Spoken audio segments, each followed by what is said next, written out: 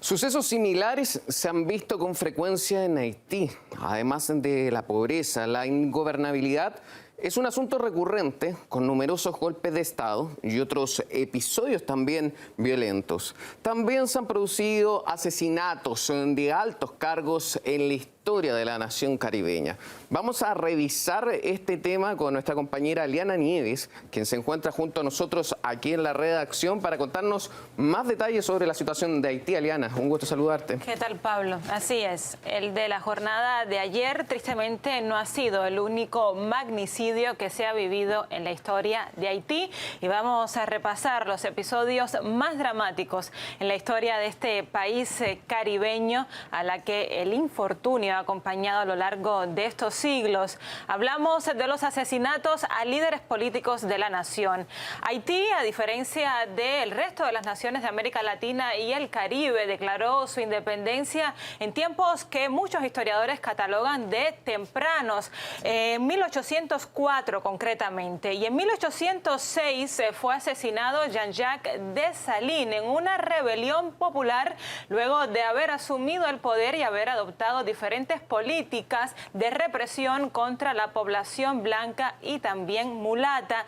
La misma suerte sufrió Wilbur Nsama, aquí lo vemos en el año 1915, quien fue descuartizado en las afueras de la Embajada de Francia también por sus detractores mulatos. Muchísima división al interior de Haití luego de haber declarado la independencia por parte del Imperio francés, luego de haberlos expulsados de su territorio, pues entonces también el país se sumió en una división social y racial que dura hasta nuestros días. En 2021, pues ya lo contábamos ayer, también fue asesinado el presidente Jovenel Moïse. Vamos a ver que el siglo XX no fue muy diferente. Intentos de golpes de Estado, también golpes de Estado, rebeliones, muchísimas revueltas, 23 intentos de golpes de Estado, 15 golpes de Estado que se llegaron a materializar.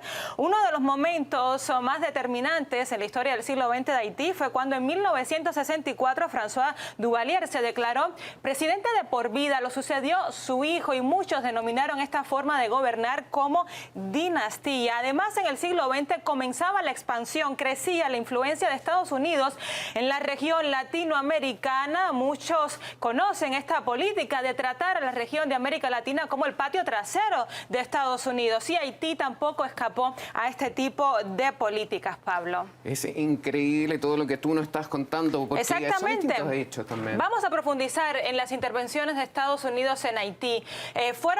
Han sido tres declaradas concretamente, de 1915 a 1934, de 1994 a 1995 y en 2004. Todas esas veces, en todas estas ocasiones, los dirigentes estadounidenses alegaban que buscaban la instauración de la democracia, del respeto, de los valores sociales en esta nación caribeña, pero no son pocos los analistas que denuncian que luego de la presencia de tropas militares estadounidenses en territorio haitiano, la situación, lejos de mejorarse, se ha agravado y muchísima inestabilidad. Entonces, los acusan de llevar a cabo políticas a corto plazo para buscar también ellos un rédito, un beneficio de estas acciones. Sorprende ver tanta inestabilidad dentro de este país en menos de 100 años. ¿Qué pasa también en los otros ámbitos, por ejemplo, económico, social en el país?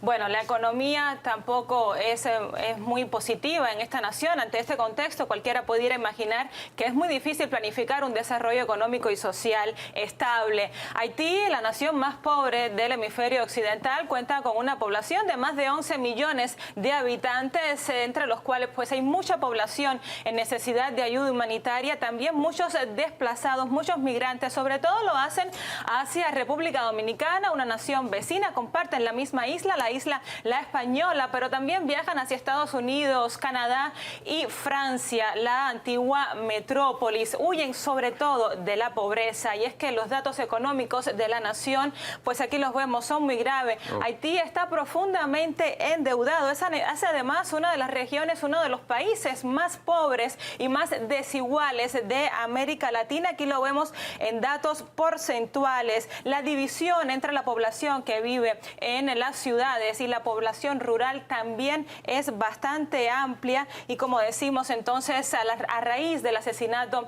del presidente habría que ver si llega al mando alguien que logre solucionar quizás un tanto esta situación. Muchísimas gracias por tu reporte, porque así podemos entender también la historia de este país, que se ha visto fuertemente afectada sobre todo por el último hecho. Te invito a que sigamos profundizando en esto, porque está junto a nosotros Alexandre Amstutz, periodista y analista político. Un gusto de saludarte, Alexandre.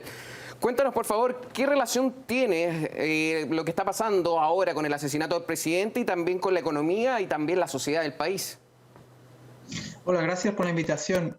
Hay que tener en cuenta que Haití ha sido dicho en vuestro reportaje, pero en realidad habría que matizar la situación económica de Haití teniendo en cuenta la perspectiva histórica. Haití no es un país pobre por casualidad, sino que ha sido empobrecido a propósito, en particular con una explotación a través de estructuras del neocolonialismo. Haití ha sido ocupado, en particular desde 2004 hasta 2017, por la ONU y una coalición de países que realizó una verdadera invasión.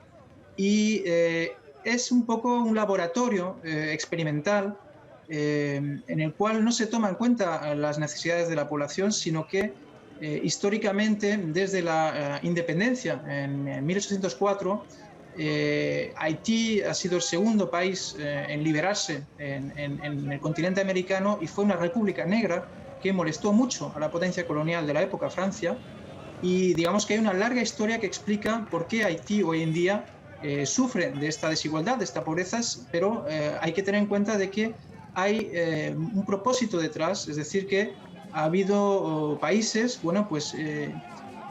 implicados en que el pueblo no se desarrolle, en que las élites de Haití lleven un cauce, un camino serviles al imperialismo, en particular de Estados Unidos actualmente, puesto que el personaje, digamos, Claude Joseph, que ha tomado las riendas tras el asesinato de Jovenel Moïse, ha declarado un estado de sitio y está en estrecho contacto con el secretario de Estado Blinken, puesto que es una persona que ha sido formada por las estructuras bajo cobertura de la CIA, de la NED en particular, en una organización estudiantil de la que formó parte, y digamos que la élite que está actualmente tomando las riendas tras el asesinato va a mantener pues la misma política que está asumiendo en la